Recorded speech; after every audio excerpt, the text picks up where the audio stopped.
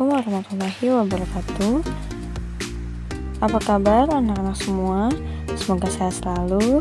Dan jangan lupa untuk selalu menjaga 3M, menggunakan masker, menjaga jarak, mencuci tangan. Dikarenakan kondisi pandemi ini kita tidak boleh berkumpul.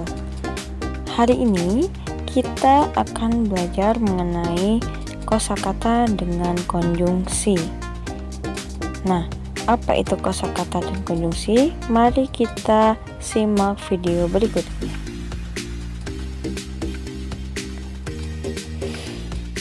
Kosakata dapat didefinisikan atau diartikan sebagai sebuah perbendaharaan kata yang digunakan dalam menyusun sebuah kalimat. Jadi kosakata adalah kata yang ada di dalam Kamus Besar Bahasa Indonesia yang biasanya digunakan untuk menyusun sebuah kalimat. Nah, seorang penulis artikel biasanya juga membutuhkan perbendaharaan kata yang luas sehingga ia dapat memproduksi paragraf-paragraf menjadi sebuah tulisan yang padu.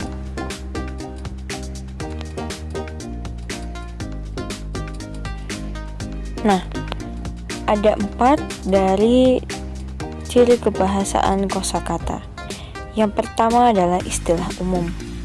Nah, istilah umum ini digunakan agar memudahkan pemahaman si pembacanya mengenai hal-hal yang sedang dibahas oleh si penulis.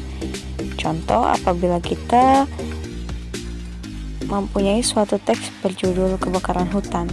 Nah, biasanya untuk memudahkan pemahaman si pembaca, penulis akan menggunakan kata-kata kebakaran, hutan gundul, tanah longsor, disebabkan, atau yang lainnya.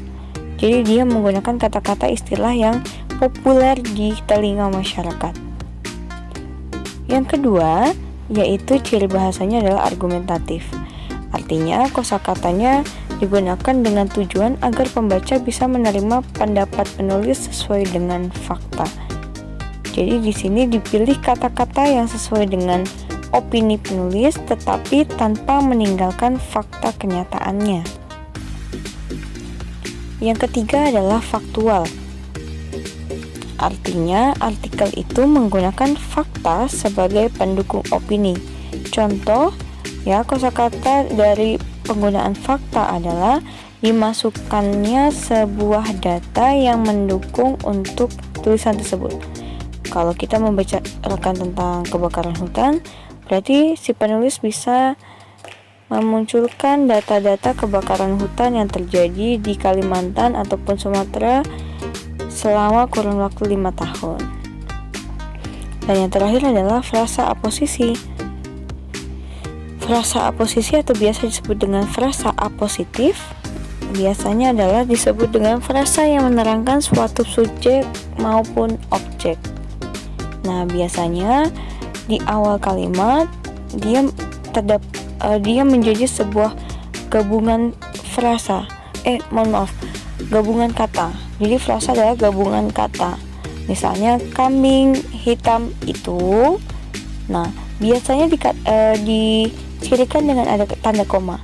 Artinya kalimat tersebut belum seutuhnya selesai. Kambing hitam itu, berlari ke sana kemari, titik. Jadi kalimatnya dijelaskan bahwa si kambing itu berlarian ke sana kemari. Yang mana yang menjadi frasa aposisi? Yang menjadi frasa aposisi adalah hitam itu. Sebetulnya hitam itu kalau tidak dipakai menjadi kambing berlarian ke sana kemari. Jadi inti kalimatnya seperti itu. Lanjut. Nah, ini istilah umumnya. Kebakaran yaitu suatu peristiwa di mana benda bangunan terbakar karena sebab suatu hal. Nah, ini istilah umum ya. Hutan gundul, keadaan di mana hutan tidak lagi ditanami oleh pepohonan. ISPA yaitu infeksi saluran pernafasan atas. Jadi kalau misalnya berkenaan dengan kebakaran hutan, maka yang digunakan juga kalimat-kalimat istilah yang populer di telinga kita. Nah, ini yang saya maksud frasa aposisi.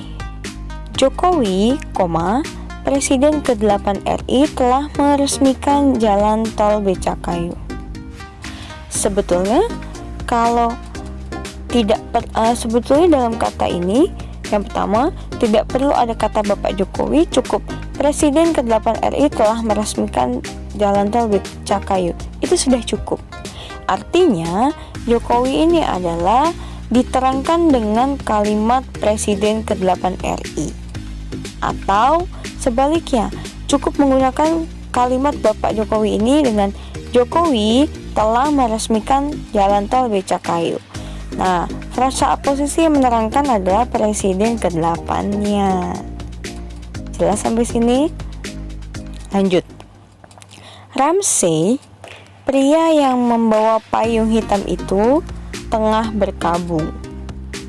Nah, sebetulnya kalau memang frasa yang menjelaskan adalah pria yang membawa payung hitam itu artinya istilahnya kalau nggak dipakai cukup Ramsey, itu inti kalimatnya adalah Ramsey tengah berkabung. Ramsey tengah berkabung, cukup sampai situ. Tapi karena kita menggunakan frasa aposisi, maka ditambahkan frasa pria yang membawa payung hitam itu. Kalimatnya menjadi biasanya didialogkan menggunakan mulut atau verbal. Contoh kayak gini. Ramsey, pria yang membawa payung hitam itu tengah berkabung. Kayak kita ngomong sama temen kayak itu loh si Ramsey yang cowok yang bawa payung hitam itu, dia lagi berkabung. Nah, contohnya kayak gitu. Ya, itu namanya frasa aposisi yang menerangkan sebuah subjek atau objek yang sebetulnya kalaupun tidak dipakai itu menjadi sebuah inti kalimat. Dan yang terakhir adalah konjungsi. Ada 3 konjungsi yang digunakan dalam artikel. 1. Memperkuat argumentasi. 2. Konjungsi kausal atau sebab akibat. Yang ketiga adalah menyatakan harapan. Memperkuat argumentasi, contohnya adalah kata-kata selain itu. Misalnya, padahal, justru. Pemerintah misalnya gini, kebakaran hutan tetap tidak bisa teratasi dengan cepat. Padahal pemerintah telah menggelontorkan biaya sekian persen guna memadamkan api yang ada di hutan lindung Kalimantan saat terbakar. Nah, itu ada memperkuat argumentasi. Jadi kayak misalnya sebenarnya kebakaran hutannya itu nggak bisa diatasi, padahal pemerintah udah ngelontorin biaya loh, contohnya kayak gitu. Jadi ada penekanan untuk memperkuat argumentasi. Lanjut, untuk konjungsi kausal, yaitu sebab akibat, biasanya ada kata-kata karena, sebab, dikarenakan, sejak itu, sebelumnya. Contohnya gini, pendidikan di Indonesia tidak mungkin maju. Hal ini dikarenakan banyak siswa yang menyontek. Nah, itu berarti ada kayak konjungsi kausal sebab akibat. Indonesia nggak maju karena masih banyak siswanya yang nyontek. Seperti itu. Yang terakhir, menyatakan harapan. Biasanya ada kata-kata semoga, kemudian ada kata-kata harapan gitu. Semoga kedepannya Indonesia lebih baik lagi ya, atau saya berharap Indonesia dapat maju walaupun dengan keterbatasan yang ada. Nah, itu artinya menyatakan harapan. Jadi dalam sebuah artikel opini tentunya digunakan konjungsi-konjungsi 3 ini. Tapi digunakan juga konjungsi-konjungsi untuk menghubung antar kata. Contohnya dan, selain itu, berikutnya, pun, yang, merupakan, adalah, karena, melainkan, walaupun, meskipun. Jadi sampai sini jelas ya nak ya, bahwa menggunakan bahwa konjungsi dengan kosakata yang perlu diperhatikan dalam artikel adalah yang ada di dalam salin dia ini. Oke, anak-anak semua sudah jelas ya apa yang Bu Dina jelaskan.